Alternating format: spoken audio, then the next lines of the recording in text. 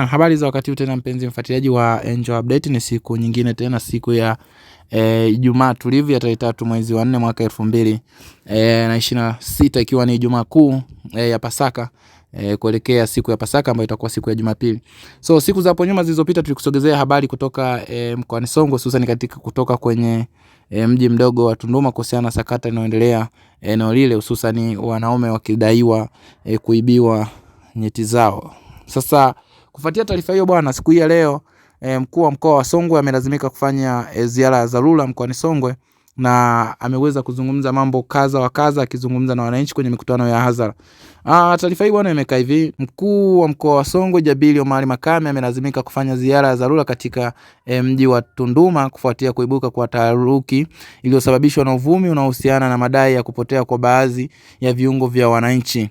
So hali hiyo imezua hofu kubwa miongoni mwa wakazi, kusababisha baadhi yao kujichukulia sheria mkononi, jambo lililopelekea vurugu na madhara kwa jamii. So akizungumza na wananchi katika mkutano wa hadhara, RC Makame alisema kuwa serikali imepokea taarifa hizo, matukio hayo kwa uzito mkubwa, na tayari kamati ya ulinzi na usalama ya mkoa wa Songwe imeanza kuchukua hatua za haraka kudhibiti hali hiyo. Alisisitiza kuwa lengo kuu la serikali kuhakikisha kuwa usalama wa raia na mali zao unalindwa wakati wote, hasa katika kipindi hiki ambacho wananchi wanajiandaa kwa maadhimisho ya sikukuu ya Pasaka.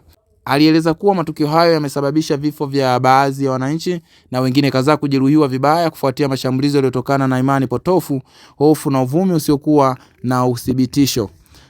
RC Makame bwana alilaani vikali vitendo hivyo na kusisitiza kuwa hakuna mtu au kundi lolote lenye mamlaka ya kujichukulia sheria mkononi. So serikali haitovumilia vitendo vya kihalifu vinavyochochewa na uvumi au imani zisizokuwa na misingi. Kila mtu anapaswa kufuata sheria na taratibu zilizowekwa, alisisitiza mkuu wa mkoa wa Songwe. Aidha, aliwataka wananchi kuwa watulivu, kushirikiana na vyombo vya dola, kutoa taarifa sahihi kwa mamlaka husika badala ya kuchukua hatua za fujo.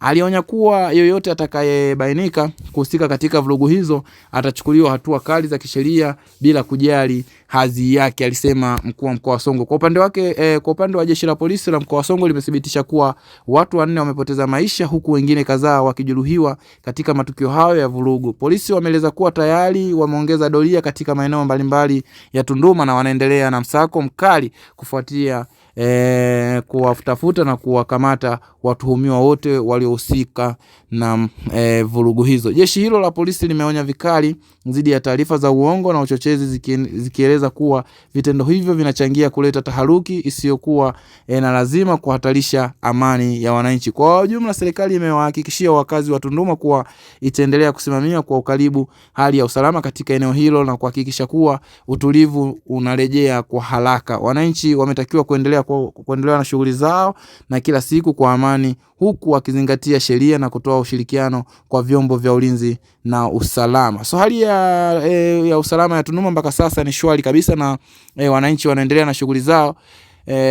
Hii ni kutokana na utulivu ambao jeshi la polisi limetumia kufanya kazi kubwa kutuliza ghasia iliyokuwa inaendelea siku kadhaa zilizopita, hususan siku ya tarehe 2, tarehe 1 ambayo ilikuwa ni siku ambazo wananchi walileta taharuki kuhusiana na sakata hilo.